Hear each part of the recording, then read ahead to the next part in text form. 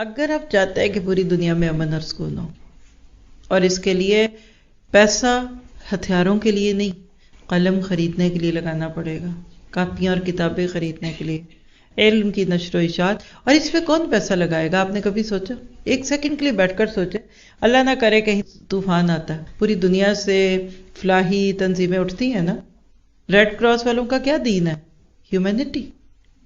وہ as a human چل پڑیں گے لوگوں کی خدمت کرنے. اور اس طرح کی سینکڑوں آرگنائزیشنز پوری دنیا میں بنی ہیں، جہاں قحط پڑتا ہے وہ کھانے بھیج دیتے ہیں.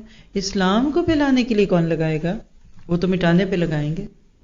آج یہ جو سوشل میڈیا ہے کتنا بڑا رسک ہے، آپ کو پتہ؟ کیا مسلمانوں کے پاس اتنے ریسورسز نہیں ہیں کہ ہم اپنے میڈیاز بنا لیں، اس کو پروموٹ کریں، اس کی مارکیٹنگ کریں؟ کیونکہ وقت کا تقاضا ہے. جانا تو اپنے ہر فیلڈ آف لائف میں ہے. جہاں سے لوگ اپنے نفس کی کوئی اشتہا کی چیز دیکھتے سنتے ہیں، اپنے وہاں قرآن پہنچانا ہے. لیکن we Muslim should have our own social media, جس کو کوئی ہٹا نہ سکے، جہاں آپ کی ساری زندگی کی محنتوں کو کوئی پانی میں نہ ڈال دے. اس کے لیے ریسورسز چاہیے ہوتے ہیں، یہ ایسے نہیں ہوتا. آپ نے کبھی سوچا کہ آپ کو فری میں اتنے سسٹم کیوں دکھتے ہیں؟ آپ میرے سے زیادہ جانتے ہیں گوگل سرچ کیوں آپ کو ایک سیکنڈ میں اتنی سینکڑوں چیزیں سرچ کر کے دیتا ہے.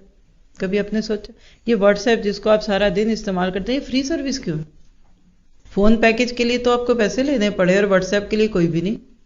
اور اسی طرح BCDC ناموں کی ضرورت ہی نہیں، آپ خود جانتے ہیں، کیونکہ وہ پیسے آپ سے نہیں لیتے، وہ کسی اور طریقے سے پیسے کماتے ہیں. جب آپ دنیا کی کسی بھی چیز کو اس طرح پروموٹ ہوتا دیکھیں نا، تو دعا کیا کرے کہ اللہ اسلام کو بھی ایسے پھیلا. ہمیں اس اسلام کو ہر جگہ لے جانا ہے. یہ ہے بینگ اے مسلم، ہمارا مقام، اور اللہ ہم سے یہ چاہتا ہے.